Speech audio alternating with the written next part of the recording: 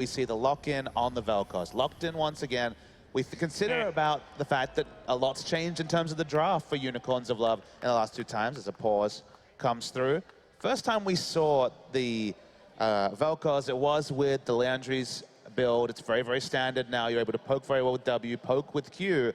Against tanks, it makes a lot of sense, but we didn't see tanks. There's only a single tank lineup last night. This time, there's a Poppy. This time, there's a Rek'Sai. The build is a bit more natural in this case, but just to finish the point, if we see it a second time with the comps changing, the only consistent variable being the Orianna being drafted again, clearly this is Maple focusing on the lane and liking the Vel'Koz into Orianna. Yeah, and the Vel'Koz will just deny the space that the Orianna really wants to be in. How the hell does an Orianna even make it to the Vel'Koz? You have to have some type of assistance or some other person on it.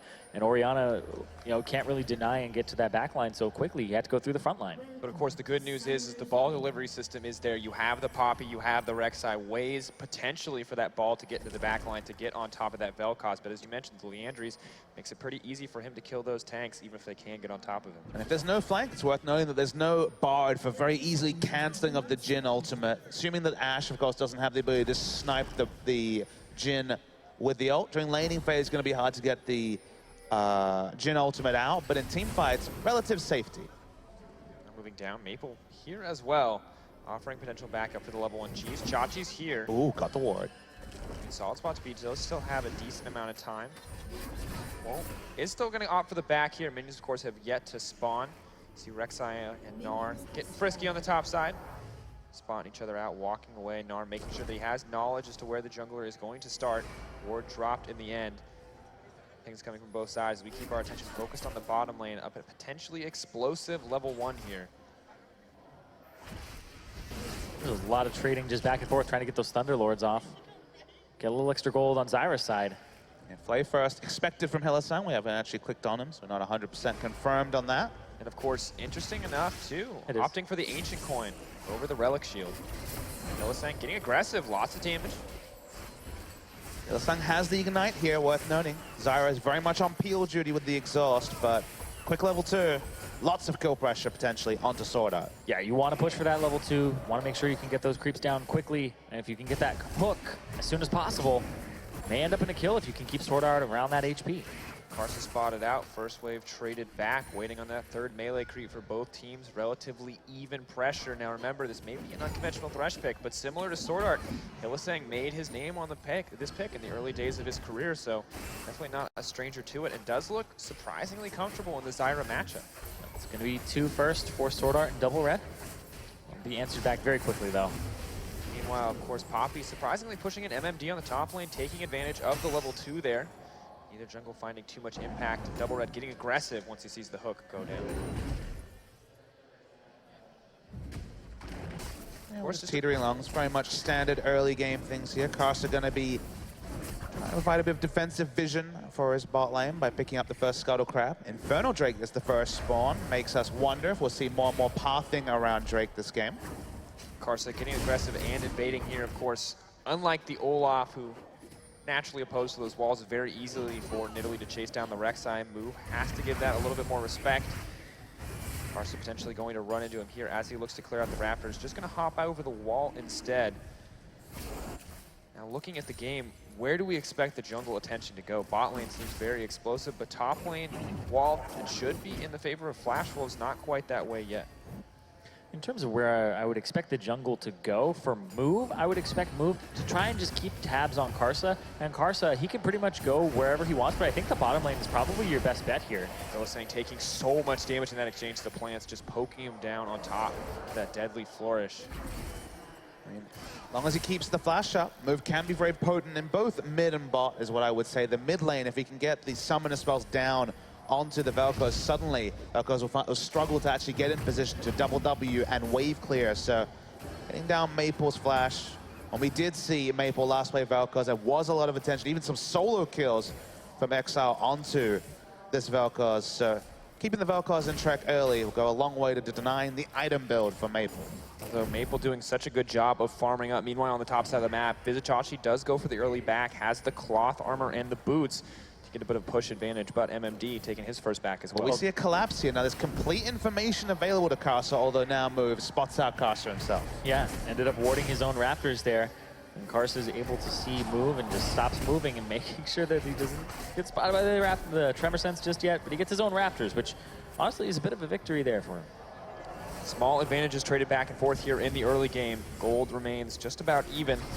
Bottom lane farm in favor of Veritas, despite all the harass that Double Red and Sword are laying down. But it's not just about the farm in the game, it's about the pressure. And right now, that is in favor of Flash Wolves, at least on the bottom side. But top lane, surprisingly, remaining even here in the early stages. One of the little things that deviating from the Relic Shield start does for Thresh is gets a bit more passive sustain as the minions die. Doesn't, of course, have to over-position, looking for the auto attacks to get the execute on minions. Move taking a lot of poke here. Interestingly enough, Exhaust going to be used. He's going to have to flash. Dragon coming up. Lantern available. Yeah, he couldn't actually go off to the left because there's an inside track for Maple.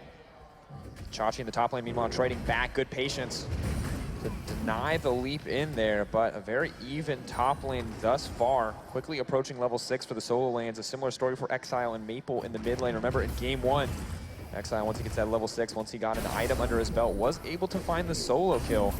Is it going to be the same story here in game 3? It's important for Visitachi to keep up the CS. Looks like maybe Ninja Tubby will be the rush from Poppy. He knows exactly what's going to happen in this lane. Going to take a lot of trading, and wow, MMD falls low, will be forced to recall, doesn't have teleport as well. Exile taking a lot of damage, does use the ults. Ults traded back and forth. Not going to go for the aggressive flash over. Just a lot of poke. Does have to be careful though, because Karsa is on this side of the map, just denying some creeps here from Move, and Move is still level 4. He ended up getting chunked out before he hit 5, and Karsa well on his way to 6, so almost a full level up right now. Move maybe looking for the setup here, but Karsa is behind. Who's going to execute faster? Exile not posturing in the appropriate position to dodge out the Nidalee gank. Just backing off in the end from the Nidalee, however. Rek'Sai still set up for the potential play, but Karsa now moving onto the bottom side. Yeah, and this is the lane that I think that they should go to, because Sword Art, he has the CC, Double Red also has a root, and then that lots guarantees of the misses. Double Red in trouble. The Ignite goes down. It's ticking. Double Red uses the heal, but the Ignite still denies a lot of that. Karsa tanks a tower shot. Hylissang flashing to safety. Karsa in trouble. Play goes wide. No ultimate available from the Vel'Koz, but that's a lot of poke. Spear not going to connect. Minion happy to block it. So many low health bars, but no one's going to drop. And that's just going to be pressure going over to Exile in the mid lane, and man, almost anybody could have died there if they had made one misstep in a certain direction. Could have been a Flash Wolves member, could have been a UOL member. I mean, big credit to Hylissang. There's long cooldowns and all these Thresh abilities, but he sidestepped, he turned aggro, he forced Karsa to tank some turret shots just to come in, and then there wasn't health bars to go for a 4-man dive. So in so many different ways, outplays from Hylissang means that they don't use a lot of summoners. They keep both up on their mid laner. Good stuff from Unicorns of Love. Solid play around the bottom side. Chachi was so dominant earlier, but now starting to struggle as the Meganar comes online. Has to respect the potential. The all-in, but MMD just using the low cooldown on that ultimate to throw down a bit of harass. Yeah, he is going to be back down in CS though, so Visitachi has a bit of an edge there if he can CS underneath his turret effectively. Get a bit of a lead for himself on this Poppy, despite being bullied and kind of pushed around by this Gnar. Yeah, despite the early lead for Maple in the mid lane, Exile does balance it out. Oh, they're trying to 3-man a lot, looking for the dive here. Moves forward, do get the flash in the end, so still worth it, but not quite the impact they were hoping for. But this just really leaves Maple in an awkward spot. He used his ghost to get to bot lane to be involved in a gank that clearly wasn't successful. Now has no summoners, short range on his W, so risky times. Yeah, what's going to happen here, though, is Unicorns of Love, because Exile backed and they tried to jump on Maple, they do give up their blue buff. Karsa saw that, knew that they had to back. Exile had no mana, and that's going to be Move actually taking away Flash Wolves blue, so they just exchanged them. Oh, one goes on grab it as well. Yep, so Maple actually ends up getting a blue, whereas Exile will not get one. Talked about in the last game how crucial those small advantages are, and it's not as explosive as the Rise versus Cassio, but those advantages do add up. We've seen what happens when Maple comfortably gets to the late game, and Blue does make the next couple minutes very comfortable. Otherwise, just seeing the usual stuff coming through. Essence Reaver first, likely to be the case for Veritas. Build part hasn't changed much. There has been some Infinity Edge Hurricane builds, but Prey, and thus a lot of AD carries, still prioritizing the Essence Reaver and consistent damage from the Essence Reaver Hurricane build. Yeah. Solid ability, of course, to clear out the waves as well. Keeping the mana pool up allows you to continue spamming that volley, and solid to have. Karsa continues to clear out, maintaining a CS lead over the Rek'Sai, but not nearly as overwhelming as we may have initially expected. Well, I mean, he has a CS lead, but nobody else on his team does.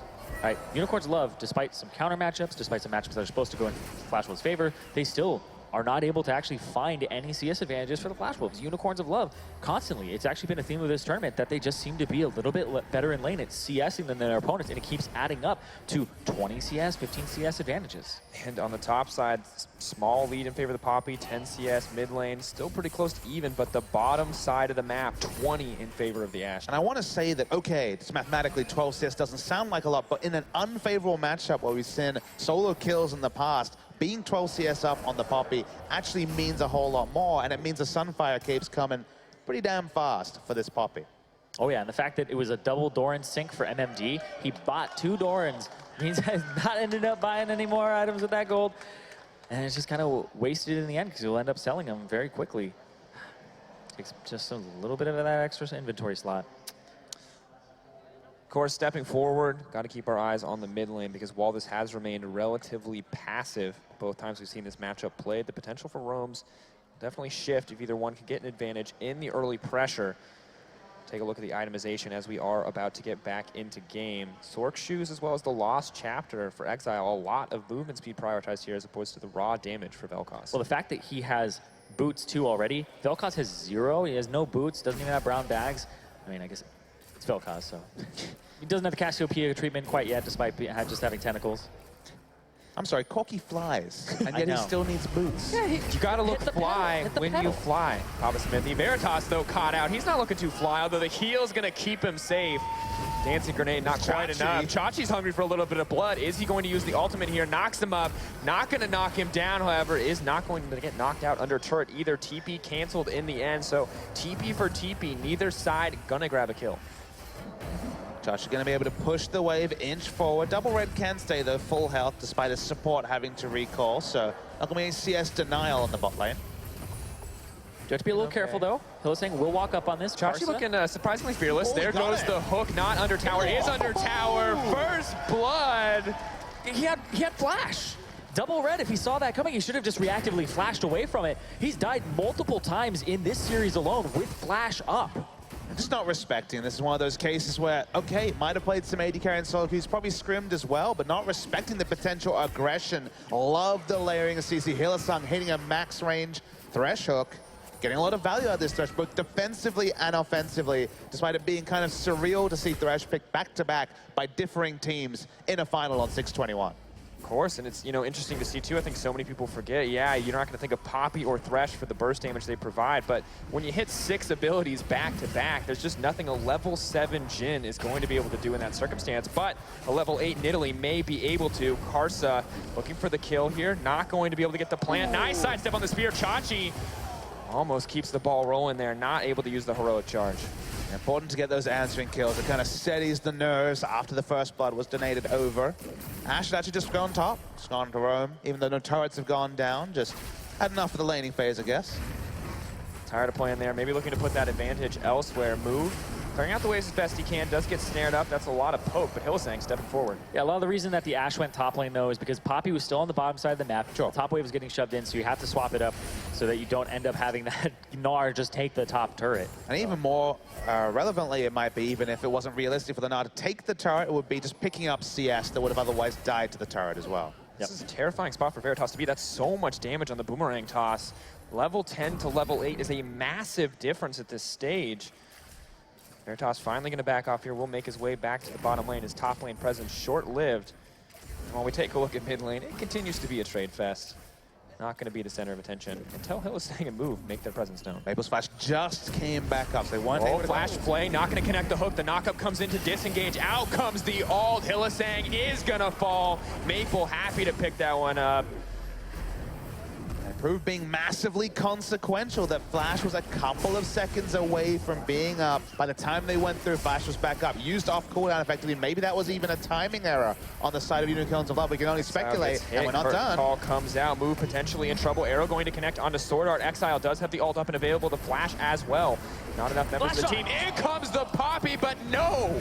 Down goes Exile. The chain CC comes in. Chachi's in trouble. The knockup's going to come in as well. The top laner set to fall. 1 wrong move from the Unicorns of Love, and Flash Wolves take control. It's the trickle in there. Exile, he had his ultimate available. He wanted to get a little bit further up, possibly turn it with a shockwave, but Double Red had held his ultimate, the final charge, for so long, and then it came through, and he got that last snipe. One summoner being available again is what really unsettled a nice roam from Unicorns of Love, and they trickle in one by one. The punishment is severe. No structures, but a lot of momentum over to Flash Wolves. Excellent place to be. For so long, the gold has been even. Now almost 2K in the favor of Flash Wolves. Maybe looking to extend that with the first break, but Unicorns of Love trying to turn it back with an Infernal Dragon. Definitely helping. Looks like it's not going to be answered either. Vel'Koz was in base. Everyone else is backing away, so nice pick up for Unicorns of Love. I think the answer would be the top turret in this case, though, with the Gnar. Yep. Poppy not there, ended up getting killed. Vizicsacsi still 2 levels down. It's one of those moments where you're like, I wish I didn't have to turn Mega. Well, now Karsa's coming in. Oh no, this is not good. Tower now gone means Chachi is suddenly in trouble. No minion for him to taxi his way out. He's just going to try to take down Karsa. Goes in to be a little bit more aggressive. Scares off the Nidalee. MMD doesn't have the damage now to take him down. They do return a turret on the bottom side. Means that the Infernal Drake is an extra bounty in the overall trade. Nice moves from Vizicsacsi. I thought was worried for his life when he used the ult to defensively take out the top laner, but the extra tanking, the nice turnaround. Chachi's still in lane. This is actually fine from Chachi. He wants to stall them. MMD trying to buy time. MMD so low. Can he get the kill? Yes! The buckler! Captain America cuts him down. That's what you like to see. Moving forward now, Chachi fearless. Yeah, Chachi, that's really big for him because even if he dies, he delays them enough to get the final. Double red, the double knock-up, it's coming in. Ash is ready to party, and the exhaust is already on move. Sword Art not going to have it. Looks for the disengage, and it's going to be curtains for somebody. There might not be enough health here for Unicorns of Love to tank, but the shot misses. Veritas moving in to block it out. And I mean, UOL has complete control of that bottom side jungle. They already got the blue buff. This mid turret is already super low, and Maple, his jungle on the right isn't really that safe for him. And it's even better than it first appears because Vizicsacsi once again stopped the back. Karsa's been chilling top for the longest time. Yeah, but Vizicsacsi has 2, and there's the TP from behind. MMD wants to try and get a kill. Desperate for a kill here. Orianna similarly alone in the mid lane. Zyra there to support it. Chachi now in trouble. He's overstayed his welcome, but Karsa is out of mana, however. Nearly impossible to escape with the frozen mouth. Thresh is on the way up, looking for the lantern. Will he make it in time? The flash has been burned. He's on the way. Sword Art looking for the snare. Will not connect on the Chachi. Lantern comes in. No! One auto to take him down, but Exile's in the mid lane, and the game blown wide open now as the tower set to fall. Sword Art looking for the flank move. Has he overstayed? Maple trying to clear the waves. Ball attached to the delivery system. Both sides pulling back. Kills going over to Flash Wolves, but the objective play so far has been very good. The standing on Exile wants a bite! Pop goes Maple, and down he goes. And that's going to be the mid turret here. It has about 1 more hit on it, and that'll be Unicorns of Love evening up the gold. Just assassin-like play from Exile, harkening back to his early days. Doesn't matter what champion you're playing if you have the mindset of a carry. And that's one thing you can definitely say. Arrow goes in. Exile wants another. Hylissang steps up to give him the assist. Unicorns of Love coming out of the shadows to kill each and every one of the Flash Wolves. Multiple members are turning on the star. This is great to see from the Unicorns of Love. Even after they've given away a lot of the early momentum they created, they're back in the driver's seat. We gotta harken back. I mean, this is nothing for the first 12 minutes. And then instantly 5 minutes of non-stop action, an absolute bloodbath here, and gold now dead even, but the tower in favor of Unicorns of Love in addition to the Infernal Drake. Don't know how I feel about double Sapphire Crystal in the inventory from Vizicsacsi. It's clearly going to be Sheen into working into the Iceborne Gauntlet with both of them, but not the most Shroud and Sheen.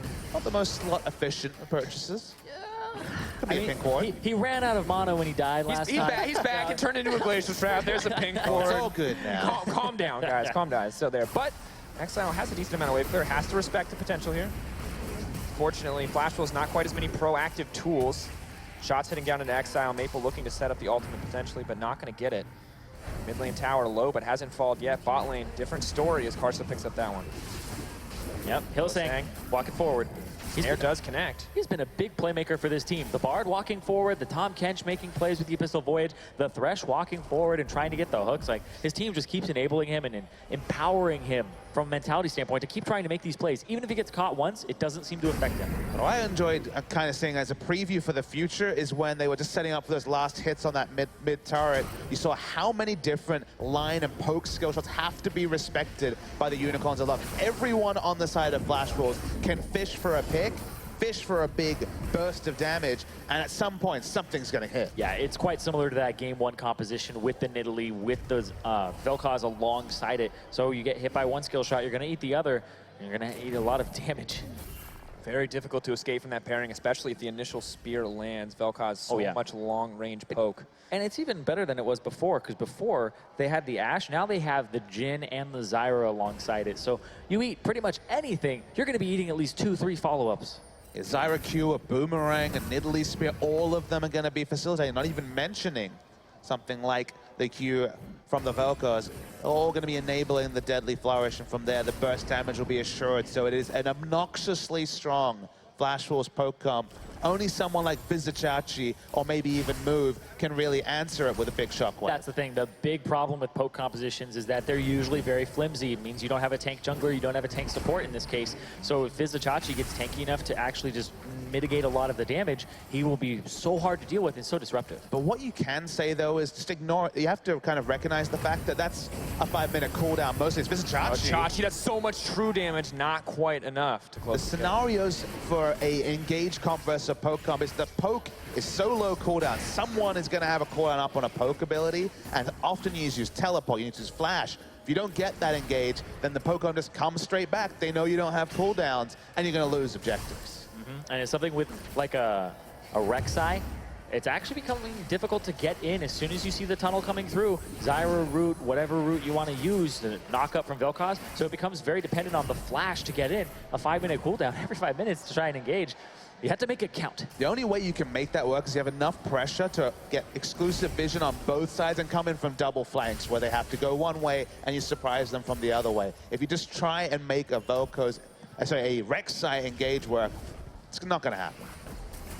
Hillsang continuing to step forward, being that front line for the team. Not the tankiest member, but the one eager to engage. Zyra Plant's going down for a bit of vision, a bit of control over the area, so Flash Wolves know what is next. Cloud Drake, maybe not the high priority for either team, but happy to pick it up as a consolation prize, and already the Vel'Koz starting to hurt. A decent chunk of Veritas taken away. Poke, poke, poke. Chachi and MMD trading blows on the top side, although Chachi's trying to 2v1. The turret there to back MMD up. Definitely fun and interactive stuff there, specifically because Poppy's had such good CS that the window, honestly, for MMD to wail away is passed. I mean, the Black Cleaver is not completed. Second armor item will be completed soon for Vizicachi. This Poppy is super, super comfortable. Yeah, I just think Poppy is such a great champion right now. And even if you play something like Jace and try to rush a Black Cleaver, sure, you'll beat her early, but she still just does so much, has very effective teleports. Gnar will be able to crush her early game, but eventually she just takes over in the one-on-one, and then what are you going to do? Split push? Trundle's kind of the answer, but then even then his team fight isn't as good. Yeah, Poppy. MMD looking pretty comfortable here as he tries to push her out, but of course he's already lost the tower, so there's no reason for Vizicachi to stay, but Veritas hiding in the shadows, waiting to look for the arrow. Karsa is going to jump right out. Wasn't a lot of reaction time there, but Karsa on point. Nidalee in game 1 was very strong, so shouldn't be surprised. Have to look what the next move is going to be. Snare does connect, but manages to make it through the tunnel anyway. Maple off to the flank, all on his lonesome. Lantern going to ferry move to safety, and another pick potentially denied. Still, Unicorns of Love, surprisingly and importantly, are the team on the front foot. It's not them watching people poke and looking for an engage. It's them actually pushing up and forcing a reaction out of the Flash Wolves. They're much poorer at actually punishing overextension just because that's not how their comp operates. Interesting to see, waiting potentially for some more aggressive moves here. Cloud Drake, vision being cleared out. Maybe the catalyst for a coming fight. The objective itself, not really what's exciting the teams, but if they can find the proper setup, They'd both be eager to find a greater advantage because the gold is just about dead even as we approach the 23-minute mark. This is Chachi picking up one more item, specifically the Spectre's Cowl to complement the double armor items, is when Poppy can start getting to that obnoxious stage where she can walk up. What you're going to do that shrugs off damage from the other side, only the physical damage, and there's still quite a lot of magic damage on the side, so Spectre's Cowl probably not far away, and then things look pretty good for the front line of Unicorns of Love. Oh, absolutely. But the problem is that Flash Wolves were in this situation up against Unicorns of Love. Even game, the Flash Wolves, all they had to do was keep poking. Flash Wolves didn't seem to be able to pull the trigger on the Baron in game 1 and find a position to do so. They had somebody who would flank with the cannon teleport, so Vizicachi, he has to be brave enough to actually pull the trigger if they get in that situation, but Flash Wolves have been able to stay away from those types of situations themselves. And of course, Exile struggled to find the shockwaves in that game as well, but no longer does he have to land the shot. He can rely on Vizicachi to deliver it for him. So even more pressure on the top laner. That's a little bit of a potential pick here. Not going to get it in the end, taking so much damage. Exile now running for his life. There is the Lantern there. Spear's still going to connect. I don't think he's going to make it out. He is so low. Deadfire touched the laser. Oh, the flag! Not going to get it in the end. Hillsang starting the fight off. Move looking for a little bit more damage. I don't think they have enough to kill him. In comes the 80 carry of the Unicorns, but Move gets popped as well. The Spear is connected. Carson may be looking for more. Chachi goes in, but he's so low. He's going to trade 1 kill back. 2 for 1 so far. The Lantern takes him to safety. Hilly wants to keep the ball rolling. Maybe overstaying as well. Double red. Knocked into the wall. They have the burst damage. The Ashes moving forward. They're going to get 1 more, but it's just an absolute bloodbath. Up they step. Karsa maybe looking for the kill. Hook does connect, but they have to be careful. Red buff keeping them safe for now. Flash Wolves breaking down mid. The Hook after Hook is sparing the blushes a little bit. At least their trading kills are not giving free objectives over to the way of the Flash Wolves. It was unnecessary for Exile to use his full rotation, then his Flash, then his Life, and his Ghost on just trying to poke out Azira, especially because he didn't even have any backup. They weren't even going to get anything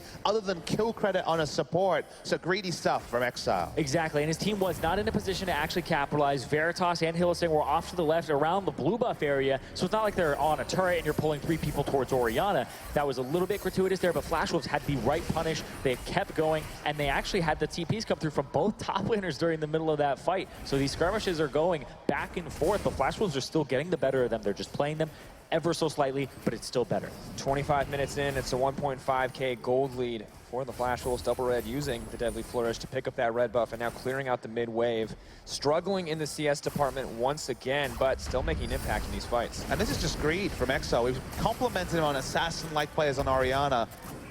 Fool me once, shame on me. And you see, try to get out here with the W from Thresh. You know, the Dark Passage is not enough. They get some trade kills. And the fact that it's trade kills rather than ultimate advantage is back live. Yeah, the MMD is bottom side. He doesn't have teleport, so they try to do it and try to open it up. Oh, Arrow connects to Double Red. Move looking for the follow-up. CC Zyra with the snare denies it. He gets knocked into the wall. He gets taken down. Suddenly the ball is in Unicorn to the Love Court. Maybe looking to keep this one going, but are going to have to back off here. Don't have the waves. Flash Wolves moving to respond. Chachi hungry for blood once again. Spatial awareness of Double Red has to be questioned there. Didn't cancel his ultimate, wasn't able to sidestep. Punishment, it's already 1 turret, could be 2. We were talking about it in Champion Select, but what's going to counter the Jhin? The Bard or even the Ashe? The Ashe will just throw the arrow straight at where you see the ultimate coming. On the flank, Shockwave goes wide. Maybe looking to keep the engage going. Vizicachi so tanky, knocks the Vel'Koz into the wall. That's the chain, that's the follow-up. Veritas gets aggressive. They're going to get knocked up. Now turned, the Gnar gets in, but Poppy doing his best to knock everyone out of the fight. Now stepping forward, Exile does a lot of damage, but with no ult, it might not be enough. Gnar wants to get in, the Flay denies the follow-up. The ball moving around the team fight left and right, dishing out the damage. Exile cuts down MMD. Unicorns of Love coming out on top in that small exchange. I'm loving the re-engages from Vizicachi. Understands just exactly how powerful he is. This is the benefit of being so far into the build despite the counter matchup in top. And the Orianna supporting him. Nice stuff from Unicorn. Absolutely, and the entire team is actually backing him up. He counter engages. Veritas flashes back into the fight on top of his Zyra ultimate to just finish Maple off. It's so bold, but everybody is on the same page on the Unicorns of Love side. It may be like a half second too slow for some members to follow Vizicachi up, and that would require the flash, but still, they are turning, they are committing those summoner spells to help each other out. Those kills aren't leading to game-breaking objectives, though. Flash Wolves are still in a really good spot. Poke comes when the flashes are down, aftermath of a fight, that's when a poke comp is super strong. If there's 10 flashes blown, poke comp walks up. They start poking. You don't really have engage options that you usually do, and that's when the free turrets start to come. So don't get ahead of ourselves. I feel like Flash Wolves still really are in a very good shot of taking this game. I mean, dead even in the game right now, if we get late, it could look just like game one, where this Vel'Koz starts to cut through half a health bar at a time. Potential for engages there. They have the Gnar as well for the combo. Hylissang connecting. Arrow goes on to double red as well. That's the twofer. They're going to grab the first kill. Now may be able to turn to the Baron. And Visit Chachi is just obnoxiously strong. He actually turned his Chain Vest into a straight-up Guardian Angel as his last purchase, and he was turning around with no GA. He's going to go pretty aggressive now. Exile misses another shockwave. Curtain call coming in, maybe looking for the disengage here. Vel'Koz off to the side. A lot of low health bars. Forced shot. We've seen this one before. Waiting on it. And I love Visit Chachi on Poppy. I was so confused when they weren't picking it earlier. The guy played it even before it was reworked. He loves the heroic charge ability and slamming people against walls. And even the Scarlet Hammer Poppy to boot. I mean, he's the guy who played a competitive back to Challenger. That was like 2 years ago. Now it's a good champion. Yeah, it is a good champion. Now it's a really good champion. I see you, Visit Chachi. Definitely exactly what the team needed. The confidence in the engage there. It may not be the Shen, may not be you know, the traditional pick that he's gone for, but it's been really good for him in the meta, and a lot of people didn't expect Poppy to be as popular as she was, with Jace being an absolute solo queue powerhouse, but really stepped up over the course of the last few patches. Yeah, and he has that teleport up right now. He has his flash as well, and a big engage tool onto this poke composition. But Infernal Drake, second Infernal Drake for UOL if they're able to get it. Flash Wolves could get it and actually just enhance all of the AP, because it's so effective on this team, because you don't have a tank who's building any flat health. You have a jungle Nidalee. You have a Maple gonna get cut down. That's exactly what the Flash Wolves want. A major source of damage gone. Double red running for his life as Visit Chachi finds the flank. Now moving forward. An option as they look in. Maybe setting their sights on the mid lane instead. Hook almost connects to MMD. I think Veritas has been super on point with his Ash arrows. Clearly, this utility, the skill shot accuracy of this player, it's something that's been complimented in Europe. Still on course here. Hitting Ash arrows, hitting hooks. MMD caught. He's the mini Gnar too. No tanky stats. Knocked into the wall and now cut down. Exile on a rampage. Chachi knocks up double red. Pop! He goes! Double kill onto double red. Inhibitor gonna drop. And they're going to keep pushing up here. If they are able to clear this out, the minion wave isn't too far away. There's 35 seconds on MMD and double red. They may try to get at least one of these turrets. The wave clear's coming back up with Maple. Tower getting cut down now, quickly falling. Can this be the second win? Maple caught up. That's a great hook move. Getting cut down, though the health bars are so low. They're taking a lot of damage. Out comes the ult. Sword Art's going to fall. Veritas is untouched, and he is doing so much damage. Exile as well. Chachi the lone tank, but he has the GA up and available. They're poking down this tower. It looks like they will have to back off, but Unicorns of Love are on the precipice of victory here in Game 3. And they're making it work, taking those priority picks. First, Hylissang. We've talked about him so much, but he's making so much happen with the Thresh, with the takeaway Thresh. That's not something we've said in the course of 2016, but it's made so much of an impact this game. And Visit Chachi, first pick Poppy, looking pretty damn good. Going in, gonna get Maple, health bar so low, but it just doesn't matter. He just doesn't care, just keeps picking up the kills. Health bar is so gone at that point as well. At this point, the health bar is basically just a bait with the Guardian Angel to turn around and slam someone next to a wall. To be fair, it's still like 900 health. I know. This has such a large pool. And also the resistance is double from his passive whenever he's really low. So he's deceptively tanky, very hard to take him out. And then he'd have another one with the Poppy, with the Guardian Angel as well on the Poppy. So this actually gave them so much though, because now they get to take a breath. They don't have to risk the Baron going over, because you saw how low both Exile and Visit Chachi were, and now they could take a breath and possibly go for Infernal. And I gotta say, I was super critical on the desk earlier today for Chachi and Hylissang in that first game versus TSM, but both these guys have stepped up so much in this series. Hylissang in every game, a massive playmaker. Visit Chachi on this Poppy. Unstoppable, a similar story for the Gnar last game as well. It's not even just this series, it's this tournament. Hylissang has been having an incredible tournament, and Visit Chachi on top of it as well. You go back to the INTZ games, big players in that, and despite those two having fantastic games, everybody across UOL is. I got to talk to Sheepy yesterday. He was saying he's proud of every single member. Move has been stepping up. Exile has been showing that he can actually compete with all of these great mid laners like Bjergsen, like Maple. And Veritas, at the same time, having that skill shot accuracy, the Ashe, the Jhin, people are taking it away and banning it from him. And look, there's definitely been players that have had down games. That's always the course That's always true in every game, but it's never been multiples. It's always been one person like, I don't know what you do in this game, Hylissang, and Move has certainly had his wayward games. Move going on to Comfort has unlocked a lot of his ability, though. He's been in the right spots, he knows the limits, and clearly the Rek'Sai is ultra comfort for him. Veritas taking a decent amount of poke. The Baron setup is there for Unicorns of Love. They're not going to pull the trigger. The low health bar holding them back. Can't afford to throw this game away because despite the leads they built, despite the impressive performances across the team, Flash Wolves are still a terrifying opponent and can quickly turn this game around if Unicorns of Love misstep. Karsa, a monster on this Nidalee, items building up. We've seen the damage the Vel'Koz can do, and Double Red, if he can fix his positioning, still has the power to turn a potential fight. Oh, maybe not, though. The goes in. Another pick, support off the table. Will this be the Baron for Unicorns? I mean, it's a 45-second cooldown for Exile's ultimate, so he's just doing it for a pick. By the time Sword Art comes back up, he'll have his ultimate back up here as well. Well, Spear going to connect to the Baron, get a little bit of damage down on the team. They may just take this as the opportunity to start, though. Just a little bit of a leash coming in from Karsa. That hook connects. They may go over the wall. Shields coming in. You got to be careful, though, because MMD, he's getting close to that Mega. Arrow going to go wide. Double Red canceling the ult.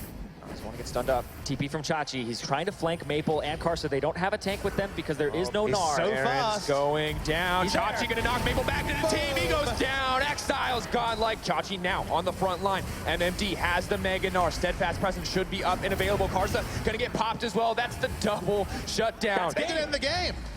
Moving forward, Unicorns of Love looking down and out after the first game, but potentially setting themselves up for match point. Flash Wolves holding on as best they can. Knocked away. Chachi's not going to have it. Not looking for the PvP, just looking for the win as they move in. But Double Red trying to give his life. It won't be enough. Nothing enough. Unicorns of Love unstoppable here in Game 3. Unicorns of Love are one win away